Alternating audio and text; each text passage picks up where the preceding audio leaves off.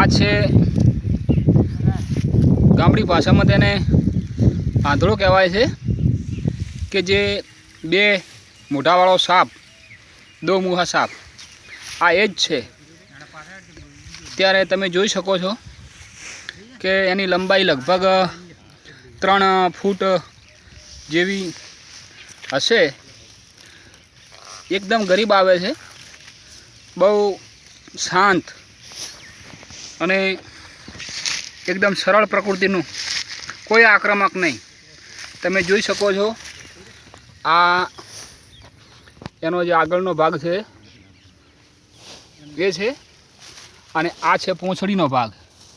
પણ આને શું ગણતા હોય છે કે આને પણ મોઢો હોય છે, પણ વાસ્તવમાં મોઢો નથી હોતો, એ પૂંછડીનો ભાગ હોય છે.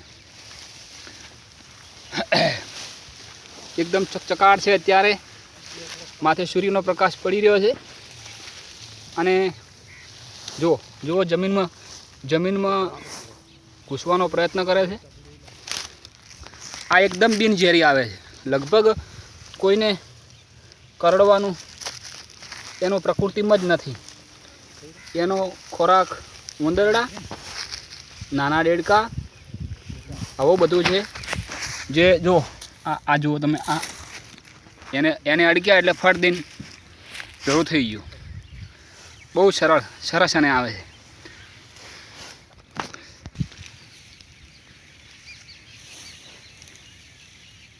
તમે એને થોડા પણ અડકો ને, જુઓ તમે જુઓ છે ને, થોડા અડકો તો એનું મોટું ફટ દઈને સંતાડી નાખતું હોય. આ હું મને પણ એને પકડવામાં થોડોક શું કહેવાય, ડર જેવું લાગે છે, પણ લાકડાથી થોડોક એને અડવાનો પ્રયત્ન કરું છું.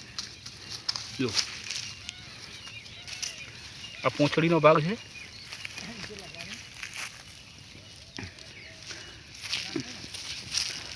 માણસો આનો ખોટો ઉપયોગ પણ કરતા હોય છે, ખોટી માન્યતાઓમાં આવીને. વાસ્તવમાં એવું હોતું નથી. જીવનું રક્ષણ કરવું એ આપણો ધર્મ છે. દરેકને આ પૃથ્વી ઉપર જીવવાનો હક છે.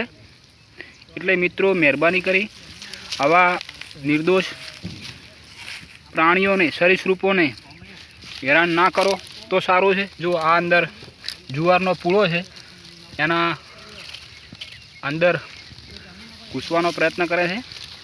આ પૂંછડીનો ભાગ છે, એ અંદર પેસી ગયો. તમે પણ જીવો અને બીજાને પણ જીવવા દો.